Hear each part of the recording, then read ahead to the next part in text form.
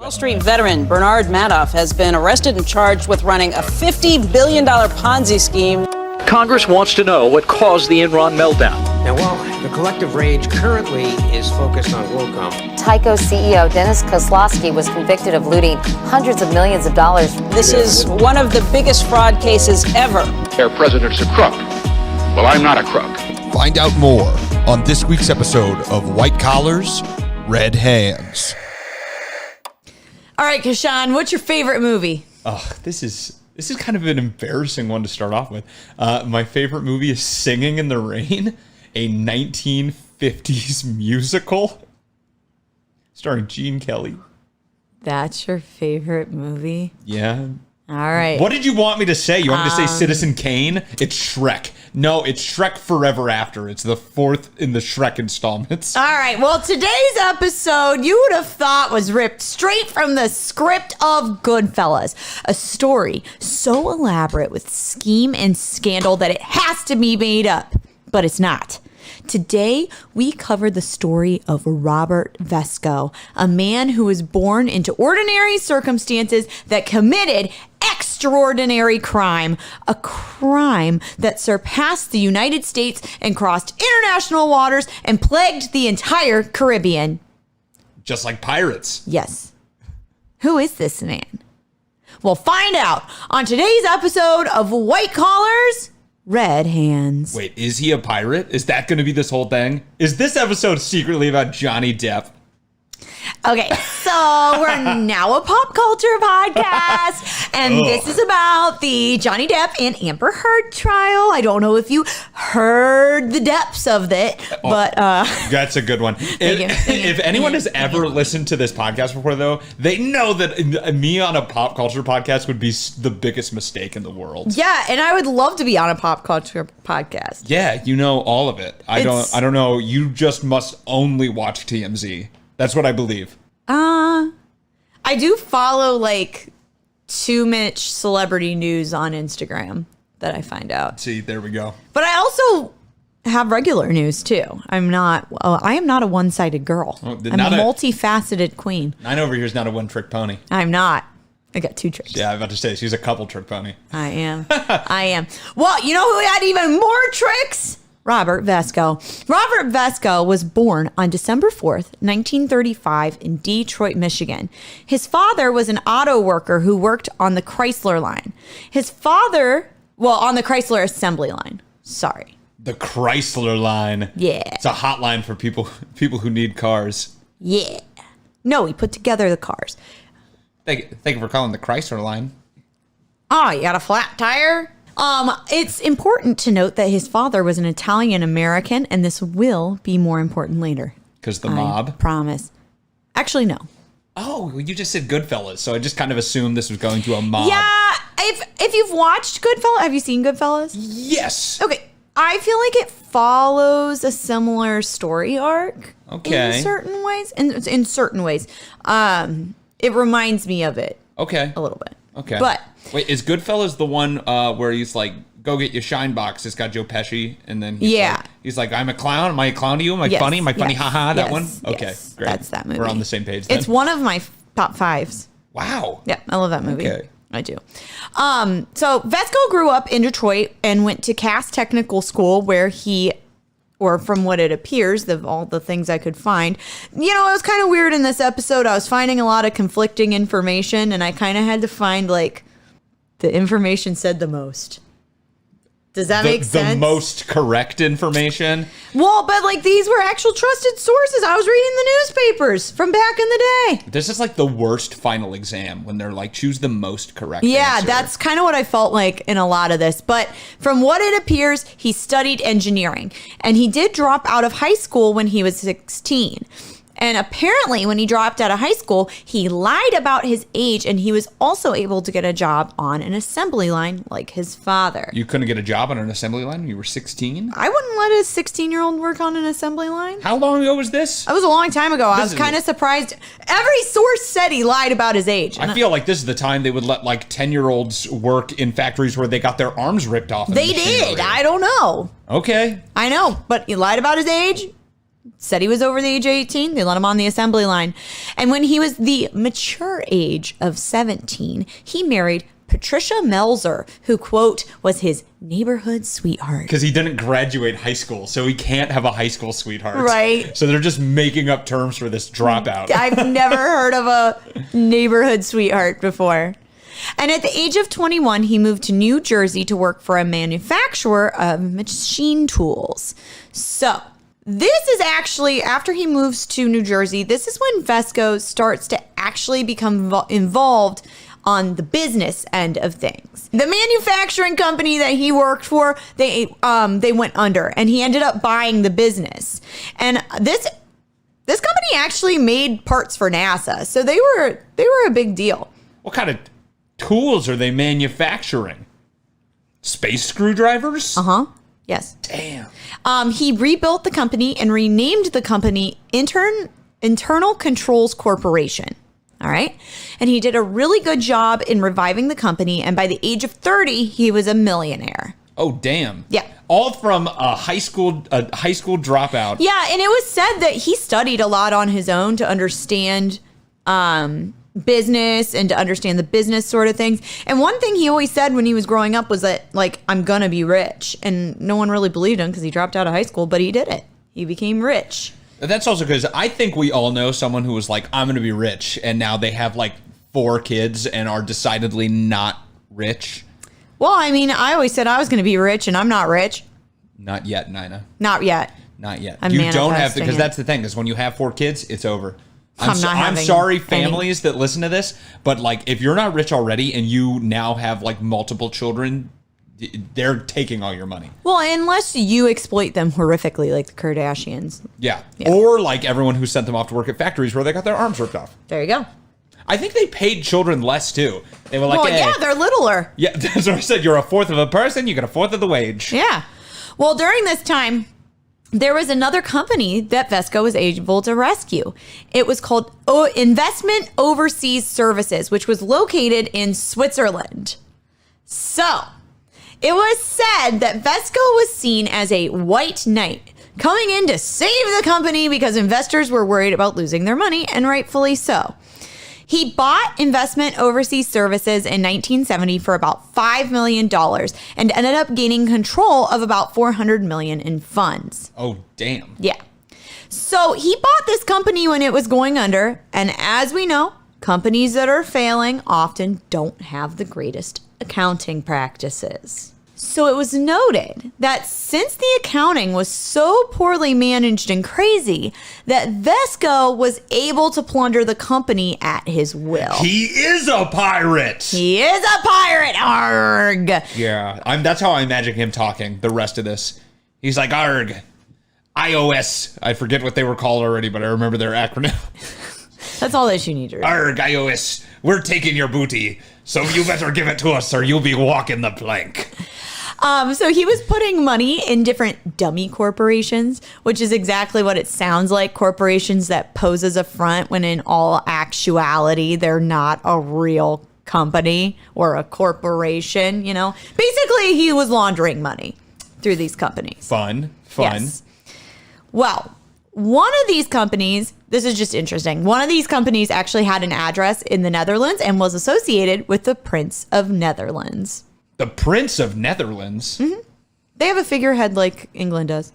Huh. Yeah. Actually, a lot of those countries have a figurehead just like England does. They're just not famous. They're like C-list royalty, so who cares? I mean, you're not wrong. You're not wrong. And if you're just taking all this money, it's obviously going to piss people off.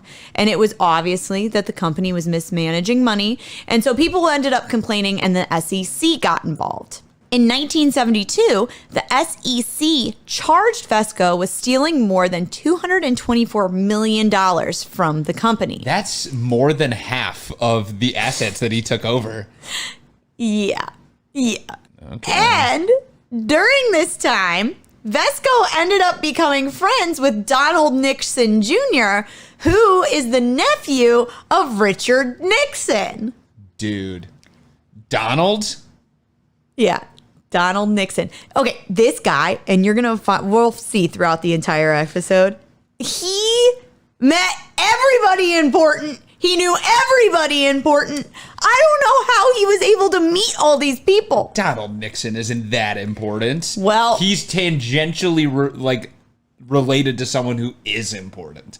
I don't know what Donald Nixon Jr. did. I don't even know what Donald Nixon Sr. did. But good old tricky Dick Nixon, we did a whole episode on that bitch. We did. And in 1972, Vesco illegally donated $200,000 to Nixon's campaign fund. It was considered illegal because all that money that he was donating was the stolen money from his businesses, and you're not allowed to do that. You're not allowed to donate stolen money. Show me the law. Well, show me the law. Yeah. He did this. He donated all this money because it was, at this time, this was Nixon's second time becoming president. So it was yeah. And so he donated all this money hoping that it would squash the SEC investigation against him, but it didn't work. And this doesn't happen, and he's not cleared of his charges.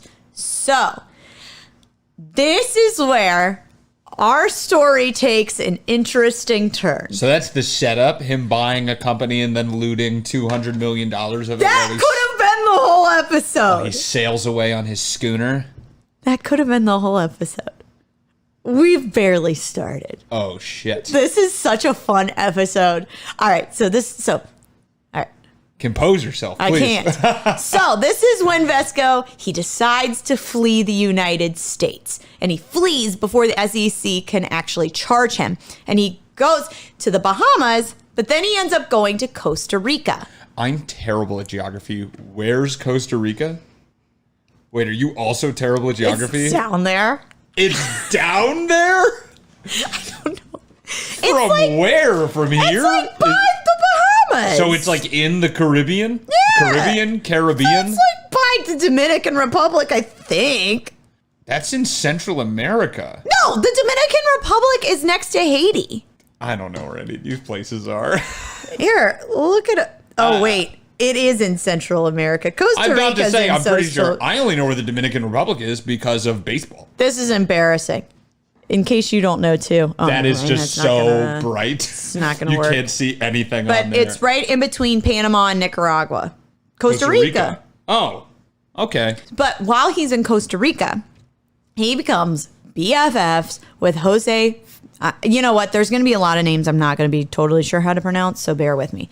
But Jose Figueres, who was the president of Costa Rica, and he actually was the president of Costa Rica 3 separate times. But he was, and his final term was when Vesco was there. Is this just what happens when you have money? Like, if you're just rich, you just walk into places and it happens to be that the president of Costa Rica's there, and you're like, hey, aren't you the president of Costa Rica? And you can sit down and just have a conversation with this person? I don't know how he does this. Like, I honestly don't know how he does this because he meets so many high-profile people. And we'll talk about it throughout the entire episode. He has always got his fingers in something important or someone important. And like, ooh, actually, no, that's not that. We don't talk about that. Damn. But I'm sure he did. But he has all these friends in high places, and I don't know how he meets them. But he's got to be in some weird like Masonic lodge, like P2 and fucking some Michelle sort of Illuminati something. Because I don't know how you're just able to, like, this eyes wide shut bullshit where you're just able to do things. I was about to say, yeah, I don't even know how I would find someone like this, except for Rod Blagojevich, who jogs in our neighborhood. Well, but that's different. Yeah, you could just like grab him. He's actually very He has small and frail looking. Well, and he has no security around him. And now, granted, this was the 70s and 80s, but there had to be some security. I mean, JFK had gotten shot by this point. That was known as the birth of security. No one ever had security before JFK got shot. That's what I heard. Come on! In 1940, you know that, like, or whenever Dwight D. Eisenhower was president, you really think he had, like, an army around him? Or Teddy Roosevelt? Teddy Roosevelt was an army. He was. You saw it on Night... No. That's the wrong movie. Night at the Museum. No, that's Teddy Roosevelt. Yeah, I was going to say Nightmare on Elm Street. Oh, yeah, Teddy Roosevelt's not in that one. He's not in Nightmare on Elm Street. He's not in that would be, it's an interesting concept, though. We should contact Robert Englund and see if he's up for it. Yeah, it would be interesting. Okay, anyways, back to Vesco. So, Vesco, he meets the president of Costa Rica, right? Well, he ends up giving the country millions of dollars to like sweeten the deal to let him stay there. All right. And I put millions because, again, I found varying amounts. Some sources say that he gave $2 million to the country. Other sources say he gave $11 million to the country. Big difference. It's a big fucking difference. But let's just, yeah. He gave millions of dollars. An undisclosed amount of millions. In order to stay in a country when he was a fugitive. When Figueres was given flack for harboring a criminal, his response was, "I wish more Vescos would come to Costa Rica. We need them." He's like, anyone who gives us millions of dollars can stay. Yeah. Look what Argentina did with the Nazis. We're just taking a white-collar criminal. I mean, listen, and I'm not defending the Argentinians and the Nazis, but when your country is like poor and you need that money, like, I get the appeal. And like, let's just say it was $11 million. $11 million in the 70s would be about $81 million in today's money. That is crazy. And even today, the purchasing power of the American dollar is much higher in Central America than it is here. Like, if you gave the United States government $81 million, it wouldn't, like, meh. Drop in the whatever. bucket. But if you give, I mean, I don't want to totally misspeak, but I feel like it would go a lot farther in Costa Rica even today. I would say, I don't know, like, but yes, most Central American countries are like less. They don't have a lot of money. Yeah. But also during this time, Costa Rica passed a law saying that fugitives could stay there so that the United States could not come get Vesco and that he could reside there legally. And this law became referred to as Vesco law. Just imagine putting onto like your law books, like, yeah, fugitives are cool here. We're cool with anyone. Did you murder somebody? Cool. Come to Costa Rica, baby. Now people go there on stupid like white girl vacations. My grandparents have been there more than one time. See? If Nina's grandparents can go, and if they were originally like, fugitives, come here. Paul and Carol out there committing crime in Costa Rica. I'd like to imagine that they did murder a hooker there together. What the fuck? Why would you say that? I'm just saying, like... Don't talk about my grandma and grandpa that way. Oh, I'm sorry. Do you think they listen to the show? No, I know they don't listen to the show. Oh, but it's then just we're gross. fine. We're fine. I don't want to think about my grandma and grandpa having a threesome with a sex worker. No, they didn't have sex with her. They just murdered her. Oh, I thought you were saying they bought her. Oh, I'm not saying anything gross. All right. All right. So you would maybe think that this story would end now, with Vesco living happily ever after, posing as the dairy and cattle farmer that he passed himself off as while he lived in Costa Rica. But story doesn't end there. While living in Costa Rica, Vesco also became business partners with President Figueres' son. And so, he always meets these high-profile people. Well, he and President Figueres' son were going to make a factory to produce machine guns. So this did not go over well whatsoever. And in 1978, he was forced to leave Costa Rica and he headed for the Bahamas. What? Yeah. What happened? They were like, you can't make machine guns. And they kicked him out. But he was doing with the president's son. Like, if anyone, like, who's going to tell you no? Well, by that point, Figueres was not president anymore. Okay. Yeah. I was about to say, forget when his term ended, but he was not president in 1978. Oh, and so the no new president, was like, no. Hey, we'll let fugitives come here, but you can't start machine gun factories, okay? You've taken it too far. Get out of Costa Rica. Well, he got kicked out. And for the next few years, Vesco moves around between the Bahamas and Nicaragua.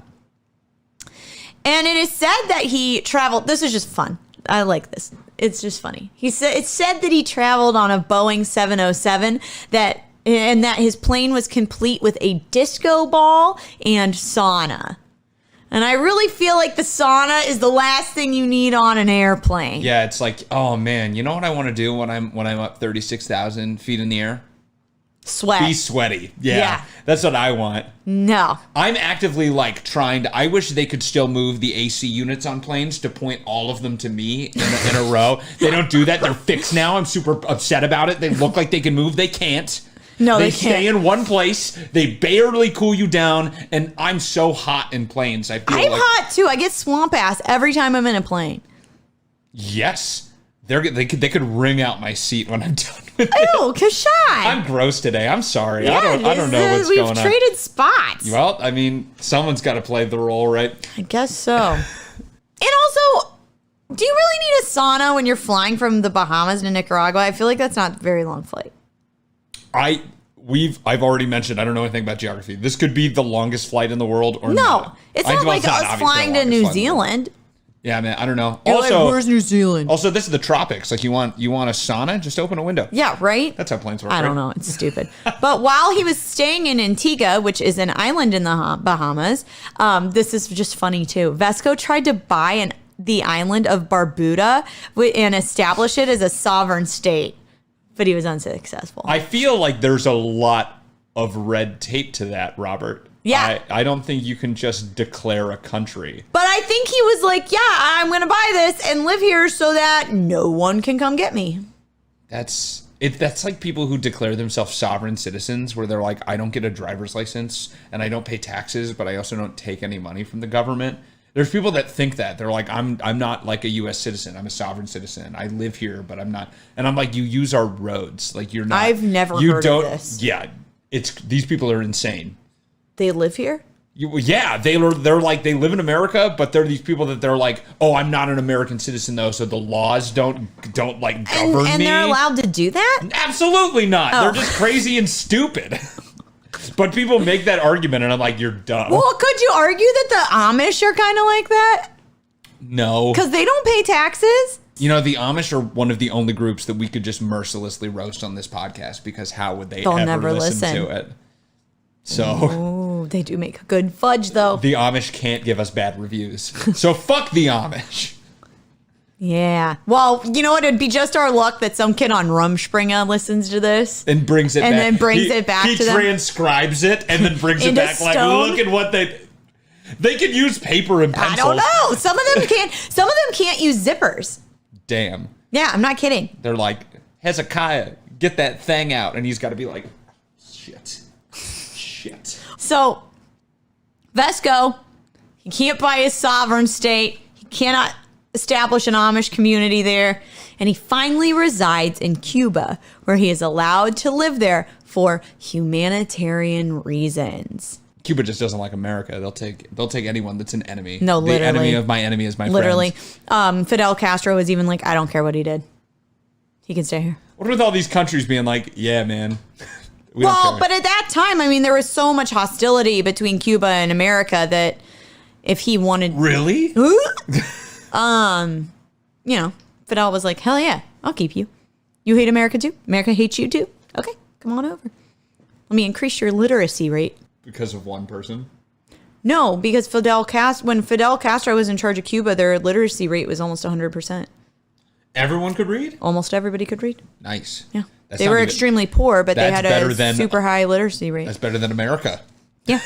Yeah. I don't know what the literacy rate is now. There but- are more illiterate people in America than people ever think. Oh yeah. That's crazy. Oh yeah. I had a coworker one time who I don't think was considered illiterate, but one time I watched him write something and he like did not write his letters correctly. And like the amount of time it took him to write what he was writing, I was like, damn, dude, you're borderline illiterate. This is really sad, but at the same time, I can only imagine him like holding a crayon like in a fist, like a kid drawing and writing it. And you'd be like, "What's going on?" Some of us hold our pencils wrong. And he's like, I'm writing my dissertation. And you're like, oh, you're just weird. No. Okay, got it. Okay, got it.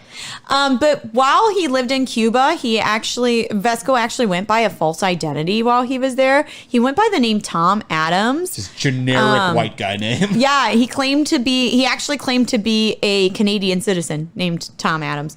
And he and his family, they were still rich, but they didn't live what was considered to be the lavish lifestyle that most millionaires live. They lived modestly, but compared to how most of the Cubans were living there, they had it made. Yeah. It was noted that like the Vescos were living better than the politicians in Cuba at the time. Damn. But it was still considered modest living in normal standards. But everybody could read and write. But Vesco just cannot keep himself out of trouble. It's impossible for him to mind his own business. And while he was bouncing around from island to island, he continued to commit crime. It's like a drug for him. And during this is where this kind of takes a crazy turn. Okay, another crazy turn. I'm about to say, this is the crazy part? No, there's more. It's just like all so crazy. So during Jimmy Carter's administration, Vesco tried to arrange a meeting with the high ups in Carter's administration and offer them to $1 million to have a meeting with him. And it said that Vesco tried to set up this meeting to drop his criminal charges and stop the extradition charges against him. Because they were trying to extradite him. Yeah. So he was like, I will offer you $1 million to do this meeting with me. And then like try to have this meeting to get them to drop it. Well, word of this got to Carter, and he immediately threw out the possibility of this happening and refused to pardon Vesco. But in 1977, the extradition charges did end up getting dropped. I think they were just like, we're never going to catch him. Yeah. So they just gave up. Yeah. It sounds right. They gave up. But don't worry, there's more. And in 1979, this was actually the crazy part that I was talking about. In 1979, you just keep saying that. Like every time it's like, this is the crazy part. It's all crazy. In 1979 to 1980, there was a big debacle where Libya was trying to buy cargo planes from the U.S. Oh my! I actually remember this. Like I think you were there. No, when you were alive in 1979. When I was in your past life. When I was negative, like 18 years old. Yeah, I remember the Libyan cargo plane crisis. No, we talked about it when we talked about. Everything ties back to Michel Sindona, bro. They talk Holy about shit, it does. He knew Gaddafi and like the Libyan. He was like in with the Libyan government, and I think it was like we talked about this. I don't remember that, but I believe you. Of course, I don't remember. But so Libya was trying to buy these cargo planes from the U.S. And the U.S. said that they would not do any sales with Libya because of the terrorist organizations that were going on in the country during the time. They didn't agree with it. They're like, we're not doing business with you. Well, it ended up being discovered that Vesco was involved with the Libyan government and promised that he could get them the planes in exchange for $5 million. Okay, but how? Exactly. Just okay, yeah, but like how? Exactly. How It didn't really make sense. From what I was reading and what I understood, nothing actually really came of this scheme. There were some people who did end up getting in trouble because they were like, you like took some bribes, but Vesco did not get in trouble for this. It all kind of ended up dissolving and nothing really happened. But I just don't understand how he meets all these people and gets his hands in all this stuff. Like Libya, it's all the way over there. That is true. Maybe he just like You're in Cuba. He was just so bored that he was just calling people. He's like, hey. I think he might have been. Is this the Libyan government? He's like, hey, I heard you guys need some planes. I have a plane. It has a sauna. I could get planes. You want a disco ball? I've got disco balls. It's really cool. Do you like disco? No? Disco is 20 years out of fashion at this point? Oh. Damn. Well, I think I'm not going to be able to get you these planes, guys. Well, that's not all he did. And while he's in Cuba, Vesco actually commits a series of crimes that will eventually land him into trouble. Again. In 1985, U.S. Customs officials claimed that Vesco was collaborating with Fidel Castro and Nicaragua's government to bring cocaine to the United States. Nope, that was the American government. Probably, yeah. Actually, yeah. They did do that. Yes, they did do that. Drugs into... They did. We're not getting into That's the conspiracy another theory, but look it up. No, it's not a conspiracy theory. It happened. It's real. Look it up. It did. It was part of Nixon's. I know. Yeah. But anyway, Vesco did definitely have cocaine connections in the Bahamas, and so he definitely had a plug. And in 1987, a U.S. attorney claims that Vesco was a co-conspirator in the... Do you know how to say this? Medellin? Yes. Okay. In the Medellin cartel. Might be Medan. I don't know. Well, he was he was a co-conspirator in this cartel, which was run by Carlos Later, which you go, Carlos Later... That's not a very Hispanic name. Well, he had a Hispanic mom and German dad. I'm about to say, I was like, that sounds European for sure. Yeah, Later is his father's last name.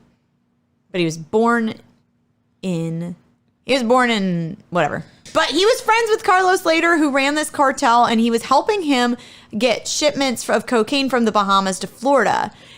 And this also was basis for extradition, but he didn't get extradited. But wait, there's more. There is. It's not over. Wow. Remember when Vesco was formerly involved with Donald Nixon? I do the remember president's nephew. Well, they decided to get back together, and Nixon proposed this idea for this new drug called Trilaxin, or TX, which they claimed was going to boost your immune system. Just vitamin They're C. like, we're making this new drug. This medication would allegedly cure AIDS, arthritis, cancer, and the common cold. And so when Nixon approached him with this, he was like, hey, yeah, I can help you. And he set Nixon up with Raul Castro, who is Fidel Castro's brother. And the Cuban government allowed them to use their lab facilities and their doctors to conduct trials for this medication. This is highly unethical. Oh, yeah. Like, if you... What? Yeah. Also, how did he just... This guy... It's like he just says I think he believes he can do anything. I think he does. So he just believe said, like, he he tries anything. to sell planes to the Libyan government, and then he's like, yeah, I can get this drug made for the American government. Yeah, he's like, oh, I know. Yeah, we can totally do this. What is going on? I know, it's insane. The whole story is insane. I'm like, how can you do all this in 20 years? This all happened in like 20 years. We were alive for this part. I haven't even been able to, like, finish Skyrim in 20 years, man. Like, what's going on? I know, right? Right? Well, while this was happening, Vesco teamed up with former CIA operative Frank Turple, who was, he was also rogue. He was a rogue CIA agent. What? Yeah. Those things, they actually exist outside of, like, movies? Yeah, Frank Turple was one. And somehow Vesco knows him. Oh, my God. And they team up. And they're like, yeah. So they continue to use contacts to fund this drug. Well, unethical is correct. Because on May 31st, 1995. Oh, you weren't born yet. Were you born? Just barely. Just barely born. Like 3 months old. There you go. On May 31st, 1995, when Kashan was only 3 months old, it was found out that Vesco and Turple were trying to defraud Nixon and Raul Castro. Those are not good people to do that to. Like, you don't, like, if you're going to defraud somebody. Fuck over the Castros. Yeah. Or just, like, anyone in government, because they'll ruin your fucking life. Well, they did. And the Cuban authorities seized control of the project and arrested Vesco, his new wife. He and Patricia did end up getting a divorce at some point. She actually went back to America. She can do that? She did. Okay. I don't know I don't have no idea how. I have no idea when, but she did. But they arrested Vesco, his new wife, Lydia, and Turple when all this happened. And Vesco was sentenced to 13 years in prison in 1996 and was released in 2005 because of health problems. And this is a Cuban prison, right? Oh, yeah, he was in prison in Cuba. I would not want to go to prison in Cuba. No. Scary. It's scary. Guantanamo Bay is there, right? Yes. Yeah. Yeah. I don't want to go there. Which supposedly they shut that down, but I don't They think should have shut it down. But why do we need a prison in Cuba? Oh, it's where we tortured terrorists. Yeah, I know, but why does it need to be in Cuba? So they could get around the laws around torturing terrorists. I didn't know that. Yeah, but then they were like, this is unethical. We should shut this down. And then they said they shut it down, and it's probably not. It's probably still doing shit there, honestly. I remember that was a big part of Obama's campaign, was to shut down Guantanamo Bay.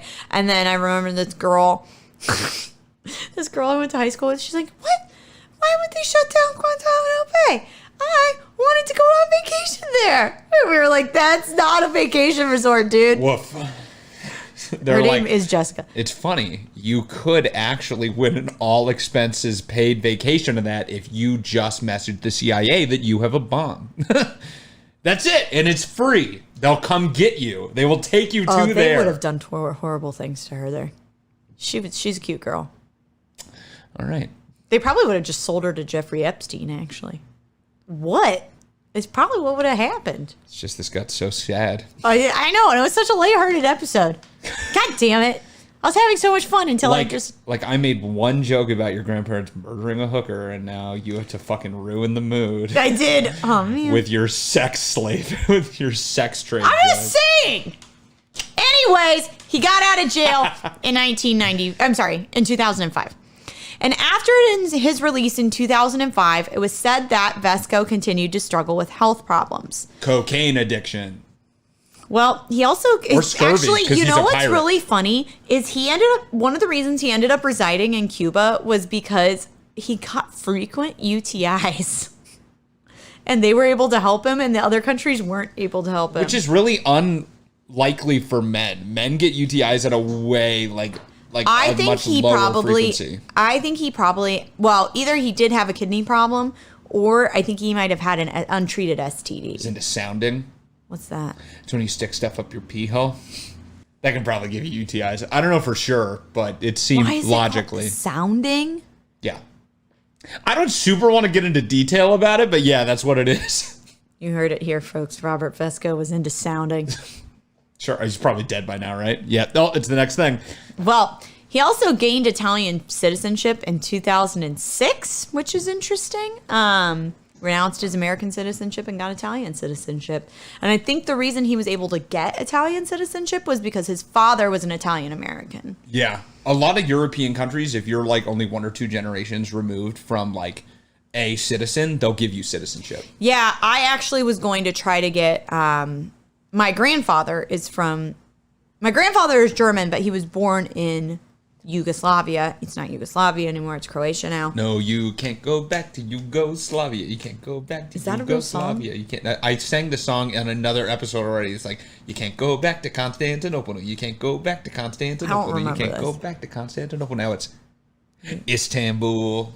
Well, now it's Croatia. But I was going to try to get German citizenship, but because he was never an actual German citizen, I cannot get German citizenship. But anyways, he got Italian citizenship. But he didn't get to enjoy it very long because Robert Vesco died in November 2007. He did die of lung cancer, is what is said. And he was buried at the Colon Cemetery in Havana, Cuba. Now, it looks like Colon Cemetery. I know. It looks like it's spelled like colon, but it's still spelled like Colon Cemetery. It's Colon. It's this is what happens when someone destroys that ass. They send the Colon Cemetery. What's up, bro? Oh my God. Jesus Christ. It wasn't publicly released right away that he died. It actually was it was on the DL for a really long time, and it took a while for the US to even find out that he died, which I found interesting. But it's weird because you feel like almost everyone in Cuba could just walk by and read the gravestone, because I hear they're very literate. Well, they didn't tell the Americans. You're right. Yeah, but many people actually did not think that he died. They think that he faked his own death. What? Yes. It is believed that he faked his own death. Frank Turple, remember him? With the drugs? He said that Vesco actually fled to Sierra Leone. Spain. Africa. Fuck. What the fuck? It's so wrong. I don't know. So wrong. It's the one thing I'm so bad at. I'm so I bad at love that you geography. are so bad at geography because I feel dumb all the time on this podcast, and I found your one thing. You can't know everything, right? You can't. And I love that I know a little bit more about geography than you. It makes me feel so good. I don't know. It does. But apparently, according to Frank Turple, he fled to Sierra Leone. But there are other reports saying that there are pictures of him in the hospital, pictures of him dying of lung cancer. There's also a picture of someone in a casket that looks like him. So we don't know. We don't know. But regardless, I'm going to go on a limb here and say that he is probably dead at this point because he was born in 1935. That means he would be 13. He'd only be 87. You can't run around that much and still be alive, in my opinion. But it's possible. That's all I'm saying. And then, honestly, while I was researching this, I was kind of shocked that there aren't like multiple major motion pictures on this man because it is such an interesting story. Yeah. However, and there's not, but however, there is a television show that showcases Robert Vesco as a character. There is an episode on the show, The Blacklist. I watched a little bit of that. Yeah, I forget what season, but it is episode 9 of that season. That there is a character based off of Robert Vesco. They do cover him faking his own death. But from what I was reading, and it does look like the story is mostly fictionalized. I don't know what you can make up that didn't happen because a lot fucking happened in his real life. I don't think you need to make anything up. I like to imagine that there would be an entire scene that takes place in his sauna on his plane. You just want a hope sex they did scene that. in a sauna on a plane. No, man. That's what you want. A sex scene in a sauna sounds awful. I would not want to have sex in a sauna. Sex already makes you sweaty. Saunas make you sweaty. You're going to die of sweaty. You wouldn't need lube, I guess. That's disgusting. All the salt can't be good for your pH balance. No, I'm sure you would immediately get a yeast infection. Yeah. Well, luckily for you, Robert Vesco already had a UTI, so I guess it doesn't matter. Anyways, that's the story of Robert Vesco. When our ancestors came to the United States, they hoped for better lives for all of their descendants. Robert Vesco took that dream a little too seriously, and it led him to a life of crime. What started out as regular embezzlement ultimately led to drug smuggling and defrauding the Cuban government. Robert Vesco is a perfect example of if there's a will, there's a way. And this today's story may now be one of my top favorite episodes. It is. I like this story. I thought it was a lot of fun. So that was our episode on the Johnny Depp Amber Heard trial. You heard it here. I don't know if any of what we just said was correct, but I'm going to assume it is. Yeah. So next heard time it you're here, talking to folks. next time your friends ask you about it, all of this is correct. Hell yes. Thank you so much for listening. We're here every single week for the last 8 seasons. We've been going at it. If you are one of our devoted listeners, or if you're not a devoted listener and you want to support us, a great free way to support us is by following us on our social medias. We are on Facebook.com/WhiteCollarsRedHands. We're on Twitter at WhiteCollarsPod. We're on Instagram at WhiteCollars_RedHands. We're now on TikTok. We got our first TikTok posted, baby. Yes, and then I'm going to make another one this week. Squidward SquarePants. I did not even catch that the first couple times that I watched it. It was the first thing someone pointed out to me when they said seen it. And I was like, what? They were like, hey, I saw on that like Instagram post.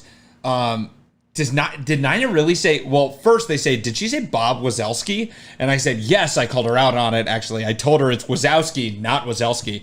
And it's like, and she also said Squidward SquarePants. And I was like, that one I didn't notice. And you also said one other thing they pointed out that I can't even remember now. And I was like, How many things can Nina get wrong in like the span of 15 seconds? A lot. Obviously. No, when I was watching it back and I was like, Squidward SquarePants. I was like, did I really say Squidward SquarePants? Didn't even notice it in the moment, but I did. yes, and you I did. know that it's SpongeBob SquarePants, all right? I know. It was just Stop a the Freudian hate slip. emails. Here's the other thing. I work too much, all right? I'm constantly exhausted. I think it's because of how tired I am and the 2 concussions I've gotten in my life. So, You can only follow us on TikTok. You only bat your brain around so much. What? So you only bat your brain around so much. Yeah, you can't keep hitting it like that. Yeah. There's some things you can keep hitting it like that, but not your head. Okay. Anyways, let's go. I don't remember anything else. Oh, free ways to support us. We also have a website. If you want to go on there, check it out. Send us a little message. Send us an email at whitecollarsredhands@gmail.com. You can always suggest an episode. We love fan-submitted episodes. We love taking your suggestions and bringing them to life. It's one of our favorite things to do on this podcast. What? And there's free ways to support. More free ways. If you want to leave us a review, great. The more reviews we get, the better. You can review us on Apple Podcasts, and you can also review us on Spotify. We love a 5-star review, but we also love an honest review where you can give us good constructive criticism on how we can improve. Part of the ways we can improve is by not saying people's names wrong all the fucking time. That's on me. Squidward SquarePants. Anyways, unfree ways to support us would be by buying our merch. We've got merch through T. I don't know what my problem is. Yeah, we got merch. We have merch through T Public, which you can access through our website. You can get t-shirts, you can get mugs, you can get mouse pads, you can get anything you want. Okay? You can buy our merch. It helps support us. Another way you can support us, it's free for you, but not free for the people who pay for ads, is by watching our episodes on YouTube. We are on Entertainment Buffet, and you can watch our episodes there, and we get a little bit of kickback to keep us going. And I think that's it. Another good free way to support us is just recommend us. Yeah, to word someone. of mouth. If you like what you heard, recommend it to your friend. We'll speak the same words into their ears. If you don't like us, recommend us to your worst enemies, and they can come and be horribly bored by listening to our podcast. Yeah. Either works. And I think that's it. I think that is it. All right. Well, thank you so much for listening, and we'll see you next time on another episode of White Collars, Red Hands.